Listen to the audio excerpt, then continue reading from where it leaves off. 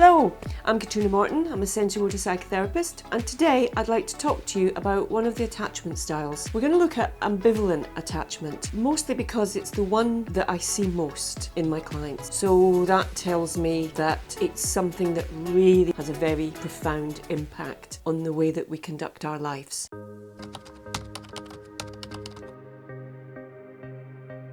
As I've said before, attachment does not equal love, we talked about in a previous video, which you can view here. An ambivalent attachment is when it's not been consistent. So we've had inconsistencies in the way that our needs were met, our emotional, our physical needs. Or there's been a big rupture in those needs. So either things were going okay, then there might have been illness or a bereavement or separation, divorce that meant that everything changed after that. And it has such a profound impact on us because our needs have been met either at certain times or certain periods of time, and then they've not been met. Because when our needs are met, it feels really, really good. People just get us in that moment, they understand what we need, and it's given to us without any fanfare. Just in a very simple way, it helps us settle. We feel worthy, we feel important, we feel respected, loved, and they're all the things that give us that feel-good factor, that give us the confidence to go out and do other things. If there's inconsistency or there's been a rupture and our needs have been met in that way, when they're not, we experience a terrible loss on a core level because it feels so nice when our needs are met. And when they're not, then it can feel so empty and so sad and full of longing that it creates a problem in our attachment, which is going to show up in every friendship, relationships. But the thing with attachment is it affects our behaviour before our heads caught up. So we react and we respond, but not in a way that really makes sense to our head. We might look at all these patterns of relationships that we've had that have all gone the same way or a similar way, and we'll go into the next one saying, all right, I know what went wrong last time, I'm not going to do that again, or I'm going to do things differently. And then we just find that thing just keep playing out. And there's different ways that affects us. If we really, really crave that sense of belonging, getting our needs met from someone else, then we can be a little bit of a heat-seeking missile. We can have attention-seeking behaviour that's not really genuine. It's to get that attention. We can be called manipulative because of the way that we do that, but we're not really sure what it is. It's the feeling that drives the behaviour. So in a relationship, that can look like needing contact all the time, needing constant reassurance all the time. If there's any sort of separation, it can create anxiety, but it can feel like it's never enough. We can be a little bit of a bottomless pit for needing that reassurance because it's a missing piece within us. Or if we go to the other end, where we've experienced the loss and that terrible feeling of there being no support there and just being alone, then we become very, very wary of the good bits. Instead of it feeling really wonderful and good, because we've had that real experience of it not being there, we can become very closed off to it, very uneasy in that. When we get the attention, when we're getting our needs met, then our attachment can come in and say, okay, I'm going to test it, I'm going to poke it, I'm going to try and sabotage it because I know my belief system is that it will end, that this isn't safe to have this. Our head will say, this is what I've always wanted, but why does it bring up anxiety? Why can't I just relax and take everything for what it is? We can read too much into things. We can be questioning of things.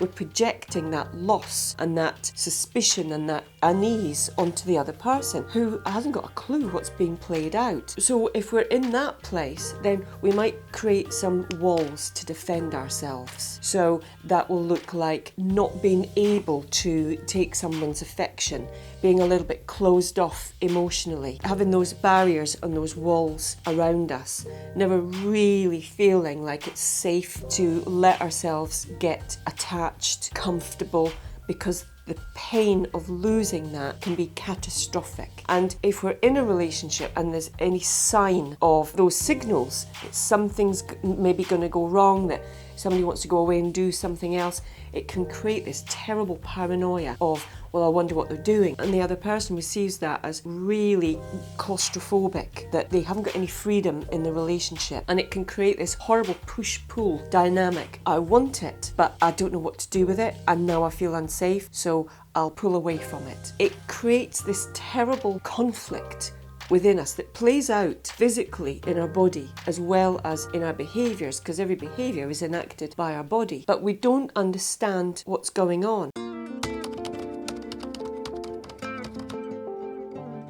When we can really relate our past experiences to how we're behaving right now, then it can make sense of what's actually playing out for ourselves. So once we know that and we know what we want to change, in order to feel easy and safe and secure in a relationship, we have to learn that it's not that other person that's going to provide us with all of these things. We have to know what those wounds are, how to meet those needs, and how to be content, how to feel grounded and settled in the moment. Because none of us know what's going to happen in the future, but we can't spend all our time in relationship worrying about that, trying to second guess it, trying to put barriers in place to prevent any loss happening, because that's quite likely to create that distance and make that loss feel very, very present and real. And sometimes when we just go at it from a behavioural point of view, we say, right, I'll do the exact opposite next time. I'll be really warm and I'll be really affectionate, and we just find ourselves coming back round to the same place until we understand what's actually playing out. Either I'm desperately wanting this and trying to keep it and maintain it, that is going to create a rift, because we're more likely to push someone away from us. And when that happens, we want to chase it and follow it even more. It's a horrible dynamic to be in. The same on the other side. If somebody's trying to get close to us and we're just pulling away more and more and more, we're going to create that rift. And so we keep reproducing this ambivalent, this push-pull in a relationship, and we never manage to feel safe and secure, even if the relationship's been there for 5 years. So if you recognise any of these patterns, any of these things playing out, either putting up walls, putting up barriers, keeping yourself away from the thing that you actually want, or if you find yourself, once you've got what you think you want, just feeling really uneasy or trying to put obstacles in the way, give it a poke, sabotaging it, and chances are you've got an ambivalent attachment style. It might not be a predominant attachment style, but if you can recognise yourself in this, then it's in there somewhere, and we have to be able to recognise it when it's coming up, bringing that into our conscious, because attachment goes under the radar of conscious, and we'll make up all sorts of reasons and excuses of why we did that and why we did that. They don't quite ring true. When we can make the unconscious conscious, then we can recognise what it is we're doing. We can give the person that we're in the relationship with a heads up to what we might be doing in the relationship, where our wounds are and why we're behaving like that, so that we can stop ourselves in those moments, do something different, meet our own needs, give ourselves the reassurance that we're safe, we're secure, we're loved, things are consistent, and bring that into the conscious, rather than just having these old scripts and these old patterns of behaviour just playing out. But the really good news is, once you can recognise it, once you know what's playing itself out, then it's really possible to change it. It is really possible to have things the way that you want them, and to not let them drive you, but take control back. Learn to manage your nervous system, learn to find the resources that work for you, so that you can resource and regulate yourself. You're not overly dependent on the other person doing that for you, and it doesn't feel absolutely catastrophic when they can't, because that's a terrible burden to be putting on someone, a huge amount of responsibility. So we have to be able to know what's going on for us, know what to do about it, to have a healthy relationship with ourselves and with others. So I really hope that that's been helpful and it makes sense. If you've enjoyed this video, give us a thumbs up, subscribe below, send us any comments, any questions. We love to get them, and I look forward to seeing you again very soon. Bye.